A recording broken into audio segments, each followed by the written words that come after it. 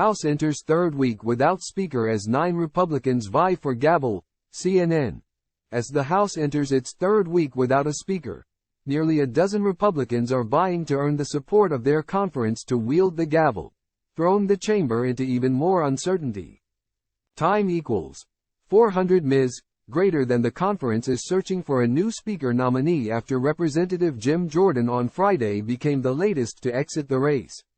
The chamber has been without a Speaker since House Republicans ousted Representative Kevin McCarthy earlier this month.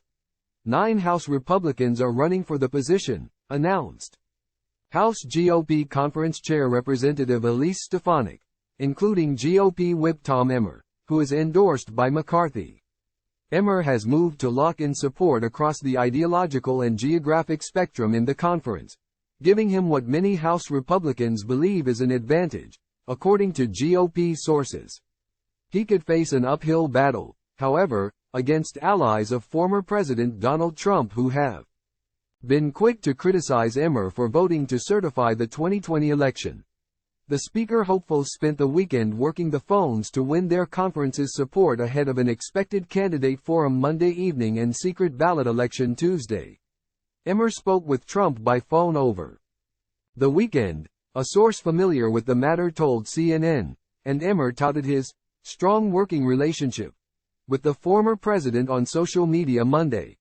"Thank you, Mr. President," Emmer posted on X, alongside a video clip of Trump saying he's always gotten along with Emmer. "If my colleagues elect me Speaker of the House, I look forward to continuing our strong working relationship." Texas Representative Pete Sessions, another candidate for Speaker, said Monday that he also spoke with Trump about his bid. "He called me and we had a polite conversation. I believe that the president is interested in having somebody he can work with, and I think I'm one of those people," he told CNN's Manu Raju, adding that he did not ask for Trump's endorsement. These are the other GOP representatives running for Speaker. Jack Bergman of Michigan, a retired 40-year veteran of the U.S. Marines. Byron Donalds of Florida, a second-term member of the far-right Freedom Caucus. Kevin Hern of Oklahoma, chair of the conservative group known as the Republican Study Committee, which wields a large block of GOP members. Mike Johnson of Louisiana, the vice chairman for the House Republican Conference. Dan Muser of Pennsylvania, a member of the Bipartisan Problem Solvers Caucus. Gary Palmer of Alabama, the chairman of the Republican Policy Committee. Austin Scott of Georgia, the 7-term ally of McCarthy who quickly dropped out of a last-minute challenge to Jordan last week.